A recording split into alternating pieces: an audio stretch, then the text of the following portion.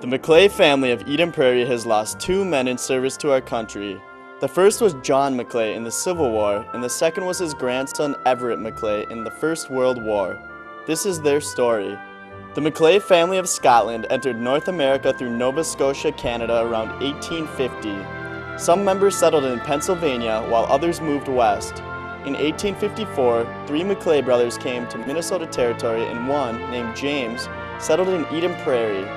James and his wife, Mary Jane Moody, had 7 children, 5 of whom survived to adulthood. The family settled near present-day Highway 169 between Anderson Lakes Parkway and Pioneer Trail, paying about $1.25 an acre for their land. John McClay, the eldest son of James and Mary Jane, married Mary Gamble on December 31, 1860. The young couple had a baby boy named James, and a second son on the way when John volunteered for the Union Army in 1864. He received a $300 bounty for enlisting. John's brother, Samuel, was already a second lieutenant by then, and the Minnesota 1st Regiment had begun a proud legacy for their new state, receiving a special thank you at the U.S. Capitol after the Battle of Gettysburg. John enlisted for a term of 3 years, and he shipped out from Fort Snelling in May 1864 to fight as one of General Grant's troops in the East Coast. John was in Company B of the 1st Minnesota Battalion. The 1st Minnesota were involved in a number of secondary battles near Petersburg, Virginia, including an action at Deep Bottom on August 14, 1864. He was mortally wounded in that battle. Men who saw him fall were told that he had been placed on a boat for removal to a hospital in Washington, D.C. It is believed he died in transit and was probably buried on the shores of the Potomac or thrown overboard. Of the 150-plus soldiers who enlisted with John in the 1st Minnesota Battalion, only 30 made it safely to December of 1864. The rest were taken in combat, wounded, or died from sicknesses.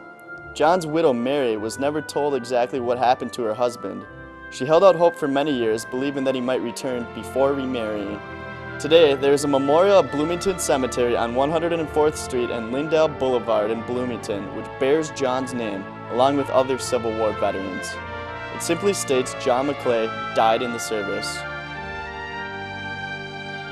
Everette Raymond McClay, son of John William McClay and grandson of Civil War veteran John McClay, was born and raised in Eden Prairie but moved to Minneapolis with his wife, Elise Ringel of Eau Claire, Wisconsin. Everette worked for the Star Tribune newspaper as a linotype operator and created a patented improvement to the linotype, which was never paid to the McClay family after his untimely death.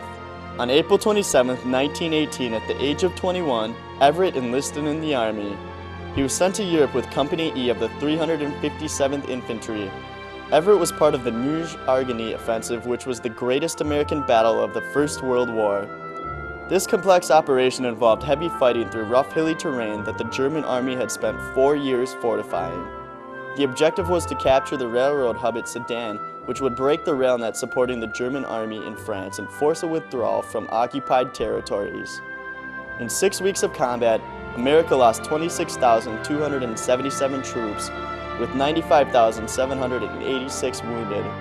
On November 4, 1918, a week before the armistice, Everette was killed in eastern France, just west of Luxembourg. Less than 1 month after Everette's death, his wife Elise gave birth to their daughter Elizabeth.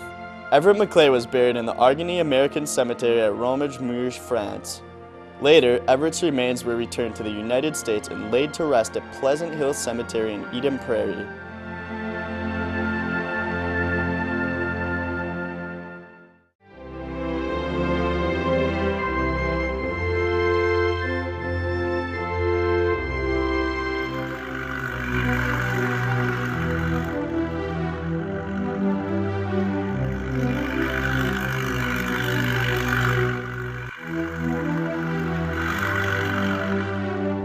It was the trainer plane for the fighter pilots in World War I. And we had the Inman brothers, 3 of them, and they restored it. And I had my first ride in that plane when I was 10 years old. And my brother was 8. Mother went first, and she just loved it. And of course, they didn't have any airfield. It was just picked a pasture that was the best pasture you could. And they'd fly over town. All the businesses would close down. Everybody would go out to see the airplane. And that was $1 a ride. Mother went up, and us kids wanted to go too. And she said, "It's perfectly safe." She says, "I wish I could be a pilot." And my brother and I went, and well, boy, we were sold. I mean, from the first time we saw an airplane, we wanted it to be in the sky, but that really did it. And from that moment on, we both wanted to be pilots. And Mother said she would like to have been if she'd had a chance when she was young. And but it was really something. Town had a pretty good downtown. Cockville had, and they'd come flying low over, and when they were going to go out to the field, and the stores would just close up, and everybody. It was such a fantastic thing. And I showed you the picture that restored to Curtis Jenny. It belongs to one of our members down in Wichita. Anyway, from then on, and of course, I took all through the college, all the courses. I took all the math and science and chemistry and calculus. I took everything that I'd be qualified to be an engineer or pilot or whatever I wanted to be.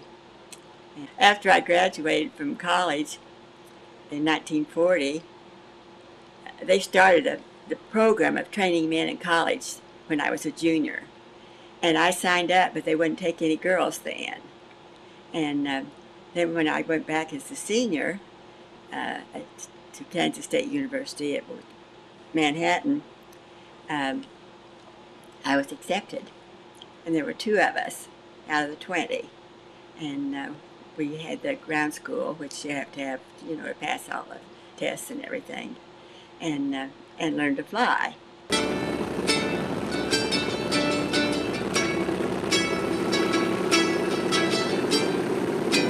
The minute I found out they'd take women, I signed up, but I had to learn how to drive so I could drive 5 miles out to where the plane was so I could learn to fly. Mother took me out on a place where they played baseball and taught me how to drive. And do you know who my first passenger was? My 85-year-old great-grandmother was my first passenger. Mother wanted to be, but great-grandma put her word in, and we let her do it first. So she kept, she said, "Tip it over, Mickey, so I can see better." I said, "Yeah, if we do that, we'll crash and get killed." And she said when she got down, she was so excited. And she was quite a gal, my great-grandma. But anyway, she said, "Boy, that sure does beat covered wagons." My grandfather, her son, was so brave. He lived in Coffeyville, Kansas, right on the Oklahoma border. Mm-hmm. And they had wide open bank robberies and everything. And he was the quickest draw. When he came on, they threw down their guns. But he wouldn't get near that airplane. Coffeyville took up a collection, gave him the first motorcycle in Kansas. And he was so brave and everything, because all those bandits had come down. Oklahoma wasn't a state yet, and he'd get a posse and go get them. And no, he wouldn't get near that airplane.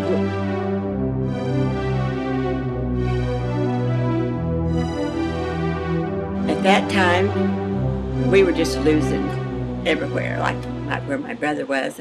They were so badly outnumbered, Guadalcanal, and everybody's getting killed. And I knew how terrible it was that they needed pilots so badly.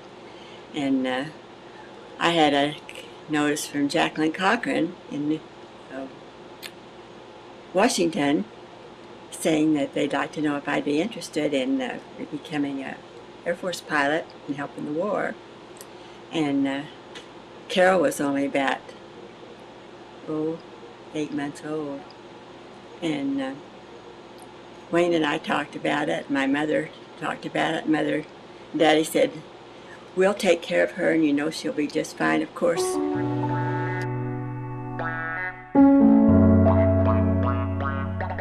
We were the first 3 engineering test pilots. Before my class, everybody was a ferry pilot. They flew them from the factory to the where they needed the planes. And she's the one that was killed, lost in the ocean.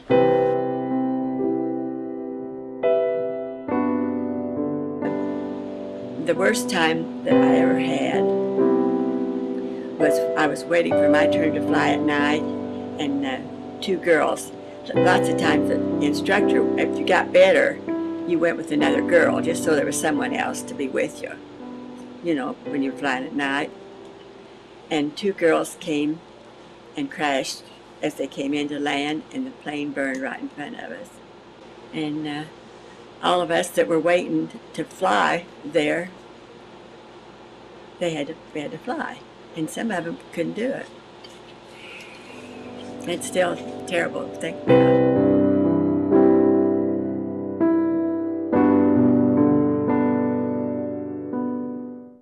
We had the men's coveralls to wear, and they were all big, and we had to just roll them up. They were heavy, those heavy, and roll them up down there, and it's hot and heavy, and that picture right there went around the world to show the men and that women were flying airplanes.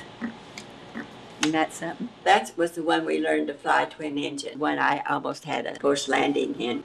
I could see that my one engine was going out, and I went through the process and called the tower and told them I had a little bit of altitude. I don't remember how much, but it was just at the end of the runway. We'd have been killed because it was just thick brush, heavy brush at the end of the runway, and I knew I couldn't come down. I probably had 200 or 300 feet, and I don't know exactly, but I had enough that I made it back. And I told them, I said, you need an ambulance there. I said, this engineer in the back is just crying and upset and everything, and he thought we were going to be killed. And they also had the fighter trainers, the AT-6s, so we flew both of them. This is the one we learned to do all our maneuvers, loops and rolls and spins and everything in the middle of the great airplane. I love to fly it.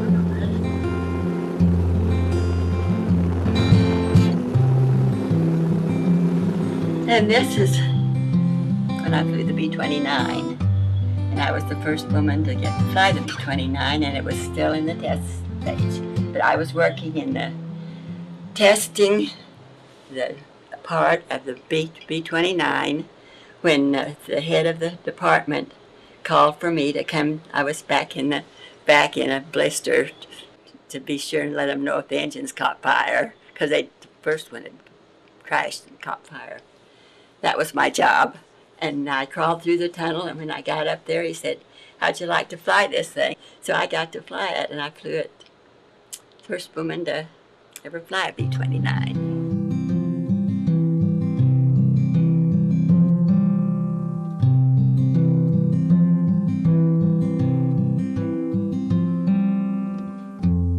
I started giving talks when I joined the Commemorative Air Force, and at one of them there was a German lady that was a teacher over here, and I told the kids, I said, and the Germans weren't all bad. I said, they were just people like we were, but they were forced to fight. And this lady was from Germany, and she was crying, and she came over and hugged me, and she said, I thank you so much for telling those young people that they weren't bad people. They just had to do what the government made them do. And we know that there were Germans that hid some of our men and helped them and everything. In Wichita, where I belonged to the Commemorative Air Force, they brought back a big wagon load of parts, and they've restored it, and it's a primary trainer like we learned to do everything in, and they called and said they wanted to name it Miss Micky, after me. And I said, okay, but be sure you give me a decent swimsuit. They've used my face.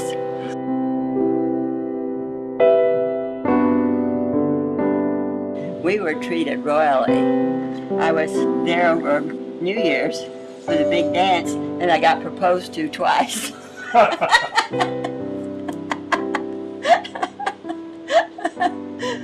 That was funny.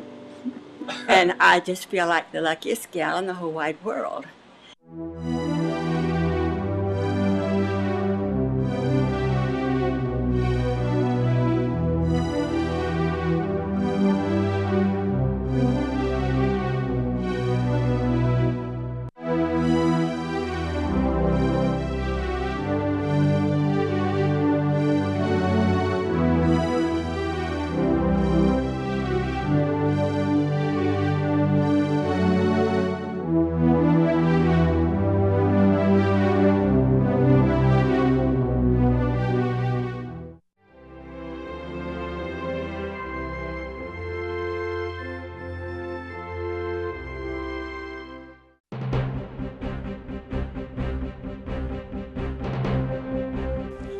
Well, they put us on ship in Puget Sound, and the old General William M. Black.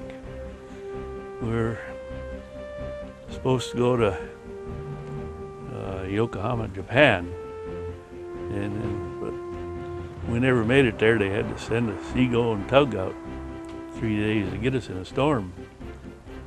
The ship lost all its power. Both engines went out, and you could stand on sea deck and look up at the waves.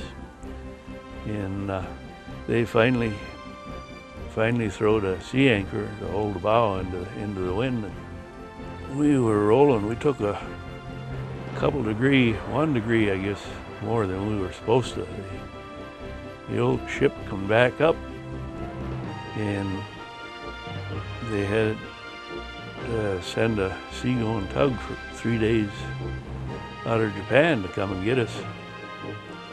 It was pretty scary, and there was pianos going through the temporary walls they had, and guys would lay up in them bunks that were strung with canvas and then strung with rope. They put their elbows down between there. They'd roll out of that bunk in a third bunk and break their arms. And it was a mess. But then when we come back, we got a Cadillac of a ship. It was a General L-Tinge. Nice, pretty gray one, no rust. We could stay out on deck and watch movies and live like kings. But going over wasn't that way.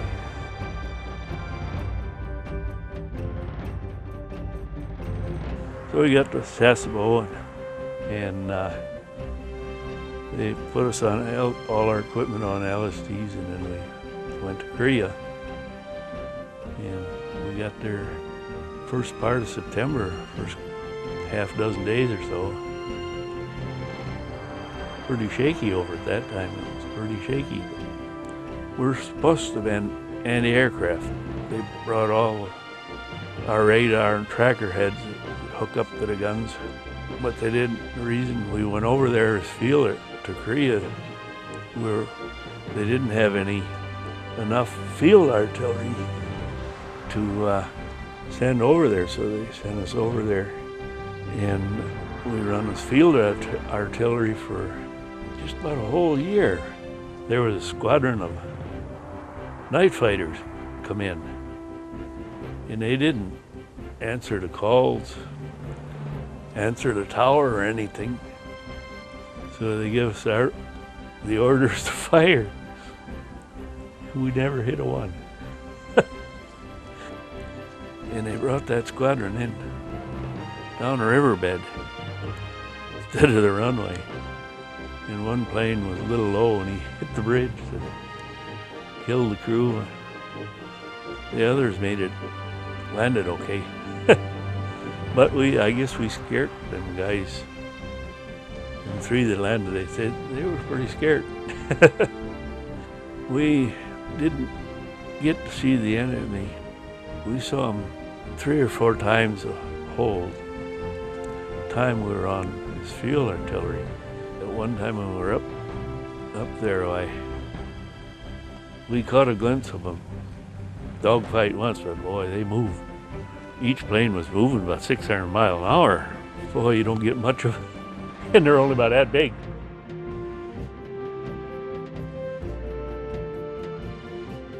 Finally made it all the way up through the capital, North Korea. And then we had good going. And they said we were 17 air miles from Yule River. And then the Chinese hit us. And then infantry passed us up, so we knew we were in trouble. But we made it out of there all right. The roads are so narrow and our guns weighed 16,000 pounds alone, and then the prior were a 4-track that carried the crew and pulled the gun. That must have weighed as much. And then it was 8 feet wide, so we had to stay to the road. And they come down off the mountains, just a hooting and a hollering, just making all the racket they could. Made our way up there, halfway up to the capital of North Korea. The second time, they started pushing us back from there again.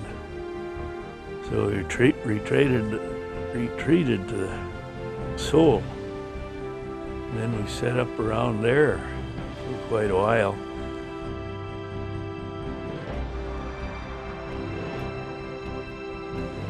And had tents put up then, big tents. And boy, they were always flopping in the breeze. When we were moving, we'd get a hole dug and then 2-man a hole, we'd call it, and then throw the sleeping bag on top of that and then stretch the tent over the top. And the only time we'd be warm, we'd lit a candle in there, but we'd come out blackered and a case of spades. But it felt good to be warm once in a while. And then when winter rolled around, we just had fatigues and a fatigue jacket, no overcoat, no nothing. A helmet and a helmet liner,